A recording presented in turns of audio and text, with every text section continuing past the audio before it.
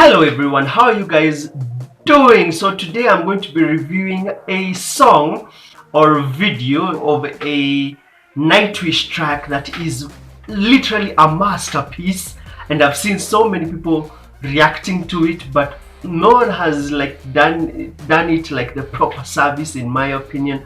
I react to mainly the performance, but not really the lyrical content and just the meat of the song. And this is The Greatest Show on Earth by Nightwish, which I'm going to be reviewing today. I've seen a lot of people reviewing the live at Tampere version, but I haven't seen anyone reviewing the official live version from Nightwish's official channel, the one with Richard Dawkins and Nightwish performing live. So that is the one that I'm going to be looking into today. I'm going to be reviewing that whole song. If you don't know, Nightwish, The Greatest Show on Earth, it's like a 20-minute track. It's like a 20-minute track from the 2015 album Endless Forms Most Beautiful, and the video is like 20 minutes. Let me get right into my review. I'm going to give you my initial thoughts about the video, and also some of initial thoughts, reactions, and then some of my research as I was watching the song. All right. So the song starts with a very beautiful piano solo, which I noticed is like a really amazing intro to the track.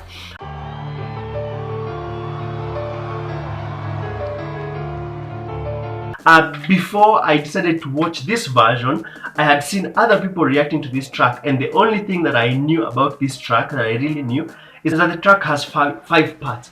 4.6, which is the first part, Life, which is the second part, Toolmaker, which is the third, The Understanding, and then the last part is C1 Drift with Richard Dawkins. So it's like chapters of the song in the video itself. And then, like I said, in the title you'll notice that Nightwish have written The Greatest Show on Earth with Richard Dawkins. I didn't know who Richard Dawkins is until I decided to Google him, and I saw that he's like a biologist. So I was like, okay, can't wait to see if he's going to sing in this track, because I don't know, I've never heard of him before this song. And then as the track proceeds, there's this eerie riff which is kind of sad.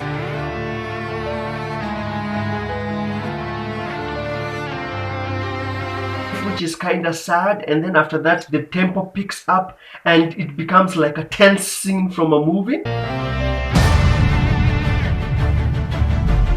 This is very typical of Nightwish's music, where they become very, let me say, dramatic. They have this dramatic type of music that would be like in a very tense action part of a movie. And then the next thing I noticed, that in the background, the background looks very beautiful in the back, and they have this like snow-like effect, and adds to the performance of the song. Flo Jansen, the lead singer, comes in. Her vocals sound very heavenly.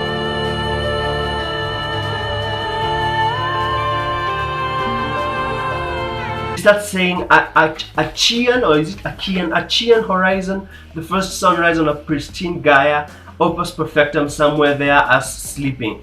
That opening verse right there, in the lyrical content, if you Google Gaia, that one, it means earth. Yeah, so on a pristine Gaia, opus perfectum, somewhere there as sleeping. I think when she says the first sunrise, she's actually referring to creation and the beginning of life. So that's what I deduced the first time I saw that lyric. And then after that, the bagpipes comes in.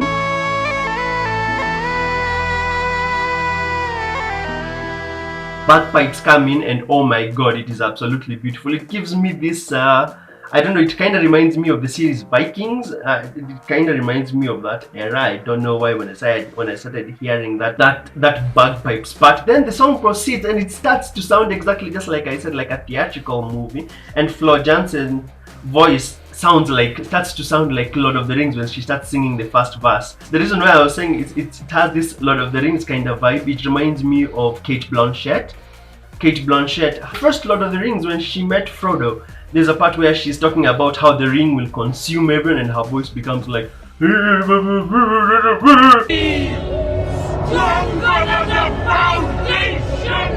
yeah, it becomes very ominous, and that's what I remembered about Flo Jansen's voice in this performance. There's a part, now we enter into part 2, part 2, which is Life, the second chapter. And in the second part of Life, which is chapter 2, Life, there's a part where she says, the cosmic law of gravity pulled the newborns around a fire, a careless cold infinity in every vast direction. Lonely Farah in the Goldilocks zone, she has a tale to tell, from the stellar nursery into a carbon feast. Enter Luca. I googled Luca and I saw that Luca refers to the last universal common ancestor, and it was talking about Luca is the most recent population of organisms from which all organisms now living on Earth have a common descent, the most recent common ancestor of all current life on Earth. So basically, this would be like Adam from the Bible. And then I noticed in this part of the track, the vocals for Flo Jansen, they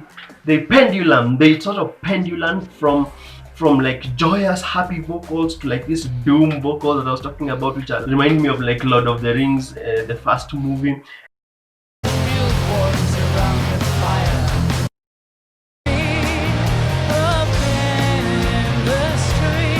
And at around 8:48 in the track, at around 8:48, there's this crazy keyboard solo that I really enjoyed.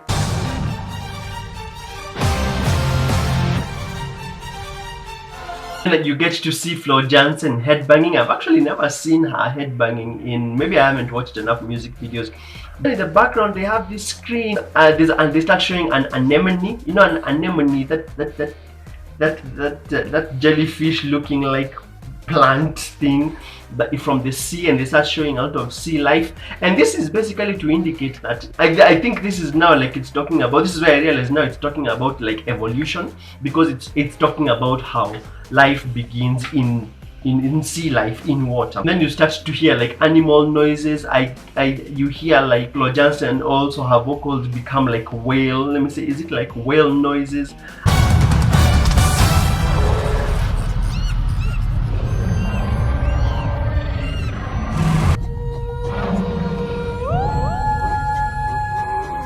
At around the 11-minute mark. And then we enter chapter 3, the Toolmaker, chapter 3.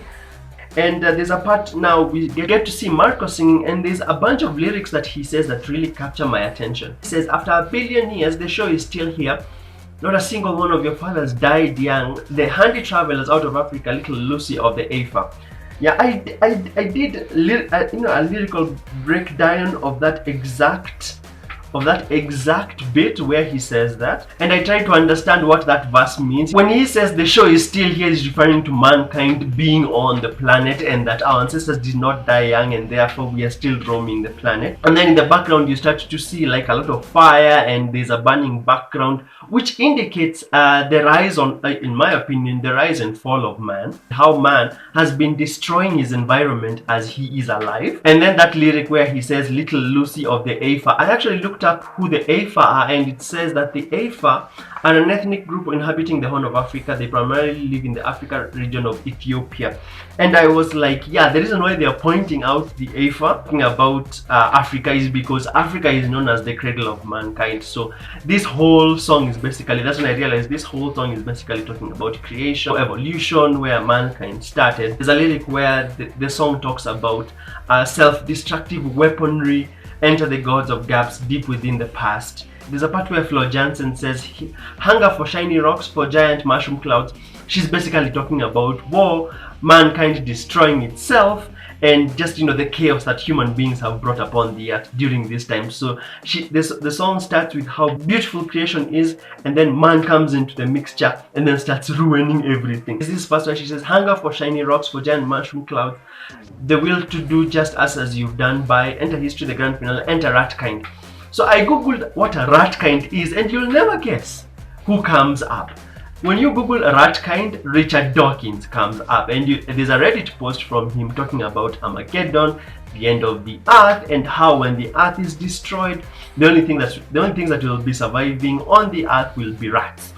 Yeah, so it's basically talking about a post-apocalyptic sort of scenario after human beings have destroyed the earth. And then I like the fact that this chapter is called Toolmaker, because in history classes we were taught about an era where man learned how to make tools, and therefore it explains a bit about how man started creating, you know, machinery and all sorts of things that now have led to the destruction of the earth. There's a lot of lyrical content and meanings behind what they're talking about in this song. In the background they start showing a serpent, you start to see a snake, and I think biblically serpent is, you know, the snake is the one that led to the downfall of man, so I think it's very symbolic that they would show that.